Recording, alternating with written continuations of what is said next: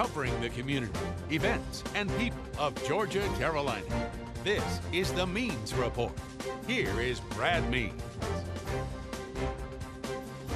Well, hello again, everybody, and welcome back to the Means Report. So happy to have you spending part of your Sunday with us, and so happy once again to be broadcasting in high definition from our new television park here on Augusta West Parkway. And we were talking before the broadcast about how much makeup, how many tons of makeup it takes to pull off a high definition broadcast. And it is an effort that is never ending. So bear with me while we try to figure out how much to put on our faces here at Channel 6. That's been a huge topic of discussion since we launched here about 4 weeks ago. And we're happy to be doing the Means Report here and happy to be talking about an issue that impacts young people. Always proud to present an effort in our community that reaches out to youth.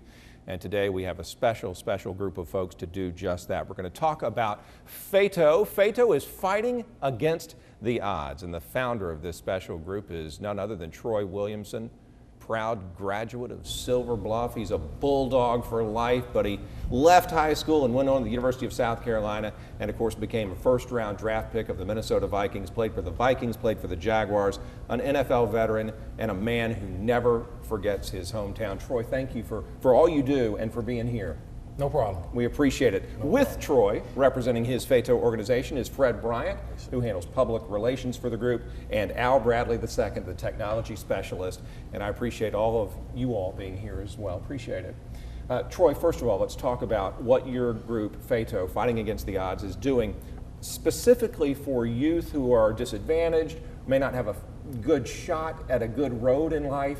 How can you take them from that and provide them with a path to stay on the right road and to have a chance at success? What do y'all do?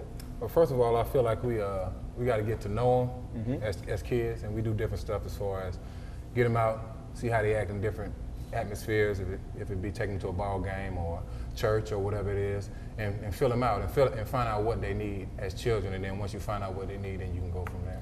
You have a calendar, Fred, that I was looking at before the broadcast. It's full. It's like, as Troy mentioned, if you can just get them out there, get them involved in something, that it can change their life. You have a nonstop slate of events planned. Talk about some of the things that are going on and that have gone on in our community where these youth can get out and take part in events. Thank you. Yeah, we do have a lot of events going on. Number one reason, because youth, a lot of times don't have things to do, so we feel like if you keep them busy and interactive, especially in the community, that would be a great thing. One of the most recent things we did, we actually was invited to come to the Augusta City Classic. We brought the youth out. A lot of them, that was actually their first collegiate football game they ever been to. So it's different ways of getting them to experience different things in life that they would not experience.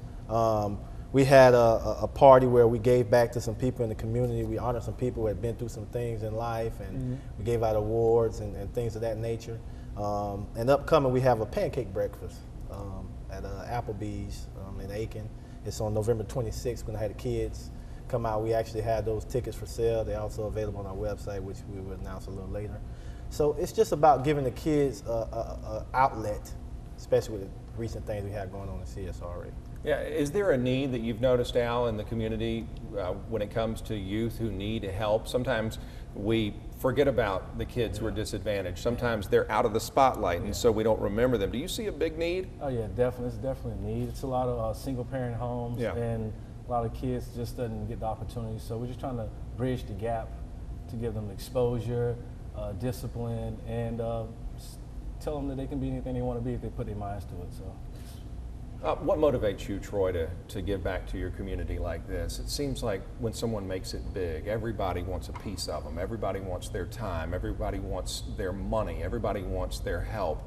But it's like you don't wait for people to ask you. You go out in your community and say, I'm home, I'm here, I'm ready to give back. What makes you do that? Well, I know how it was when I was growing up, how hard it was for people, for me and my family, and for people not to offer a helping hand. And every time I always said it, no matter where I go, I always come back home. And I feel like it's so much I can give back to the people that helped me and to the community and the kids and stuff that's coming up now. How can your experiences in the National Football League, at a high level of college football, how can your experiences that you've had in the big time, if you will, help you connect with these kids? Because that's a whole different world than what they're living. One, you gotta have tough skin. I I feel like that's anywhere. And I feel like me playing in the SEC and in the NFL, that's one thing I've gained over time. And because with these kids, I believe they will say anything and everything. And that's one thing I feel that helps me with playing in the NFL and the SEC.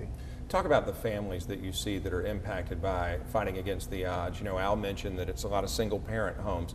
What kind of support system do these kids have? You're not talking about children who are living by themselves necessarily, but who's there when they go home after school or at night? The kids for the program, it's not actually more so based on kids who have any type of issues or anything like that. Sure. So some of them do come from families with mom and dad in the home, but the families are very supportive. Some of them do come from situations where they've had life throwing them a curveball, and that's the type of, we're trying to make it broad. We want everybody to be involved in it.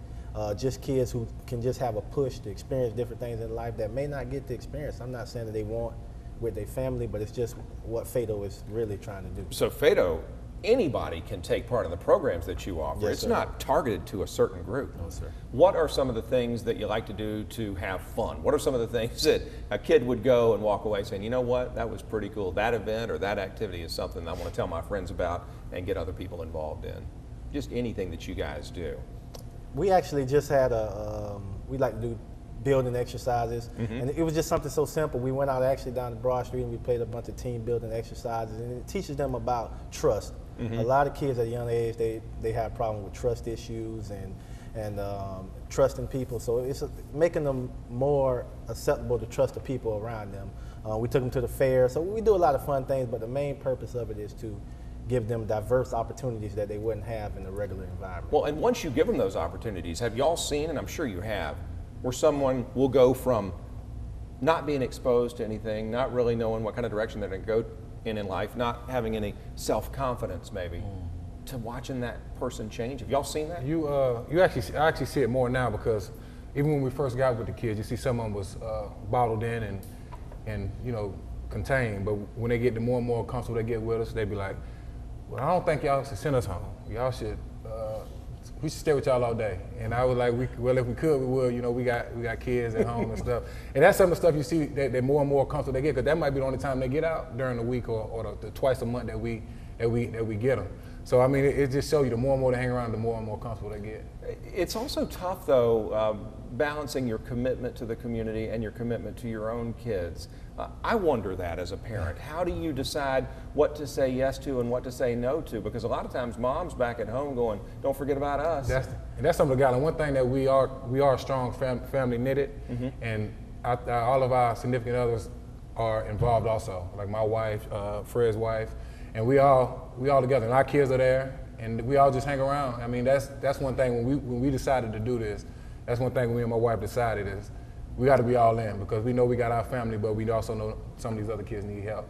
And one thing I wanted to go back to, when we say odds, we just don't mean a kid that's bad or that's struggling bad. It can be odds with confidence or just wanting to do other stuff and don't know how to. That's what we are, because your odds can be different from mine. So that's one thing I wanted to go back on the odds. Yeah, and I wanted to make sure, and we touched on this a minute ago, I wanted to make sure that the viewers knew that. It's not just for a specific segment of the population. FATO caters to all kids and can change all kids' lives. He didn't mention your wife. Is everything cool? I'm single. All right, you're still out there. Yeah, well, now still available. All right, good, because we have a strong lady demographic, and so they're out there watching, so this could be huge. This could be huge for Al. Talk about what's going on in your life. People always want to catch up with you. I know our sports director wants to talk to you when we're finished, and I told him that this is not about sports, but update us on your life. Are you back in Aiken County full-time? What's going on with you? Well, me and my wife, we in Columbia County, in Evans, Georgia. And actually, me and my wife actually just adopted two more kids. We had two, so we actually got 4 kids in the house. Oh man, congratulations! And, what? 11 and 12. 11 and 12, boy, and girl. Got 2 boys, all boys. Okay. Two older boys and 2 younger boys. Oh man. Our 2 are younger, so we got a house. So I mean, we got a handful. We enjoy this. I mean, I feel like I'm busy more now than I was when I was playing football. Really? And I love to be busy. That's just me. I love to go. My wife says I'm on the go all the time. But sometimes even this morning, my wife found out my schedule, and now she was like, I need to get some time in there somewhere. So I hear that. we go to our favorite spot, which is Cracker Barrel in Evans, and we grab some breakfast, and then she know I'm going to probably about 5 o'clock. People leave you alone when you're eating breakfast? And we'll go in and post up and eat our pancakes and bacon, and we go on. But one thing I'm blessed with, I'm blessed that she has an understanding of what I love to do. That's what I must say. We talked about the family support that y'all depend on to make FATO's programs work. You have to have mom and dad at home. You have to have that support. What about support from the community, from businesses? Are they stepping up to the plate and helping out? And if a business owner is watching, how can he or she chip in and help y'all's great efforts? And that's what's really important. They are stepping up. We have quite a few that have stepped up. We actually have a website. It's www.fightingagainsttheodds.org. You can go on there. You can donate money. All the money goes towards the program and the different things we're doing in the community. We send out letters to businesses asking for donations. We are a 501c3 status nonprofit organization, so everything is taxable write-off. That's very important. So we have quite a bit of people who are stepping up to help us out. We just ask that we can just get as much help as we can, because there's so many things we want to do in the CSRA, not just the area we started in now, which is the South Carolina part. We want this to be CSRA eventually, actually worldwide, but just the CSRA right now. Well, I hope this gives you a push too, especially here when it's coming up on the end of the year, and if you're wondering who to support and what donation, what organization should get your donation, remember Fighting Against the Odds. And I hope that you do get the support more so than you're already getting, because you're doing great things, all of y'all, and I appreciate it. And Troy Williamson, you know, part of your mission statement is basically that you've been blessed and you're sharing your blessings with others. And if you watch anything that FATO does, you'll see that firsthand. So thank you for that. That's no problem. Anytime. Absolutely. Good to see y'all. Good to see you. Any sort of Super Bowl predictions at this time? I know we're sort of mid-season. Super Bowl prediction. I predict Green Bay. That's a real stretch there, Troy. I'm just going to predict Green Bay to win it. Green Bay to win the Super Bowl. All right. They're off to a really, really good start as of the time that we're taping this. When the Means Report continues, we're going to show you how you can get in touch with us and how you can help shape future broadcasts, help get more great guests like Troy and his partners on our show. It's easy to do. We'll give you the addresses when we come back.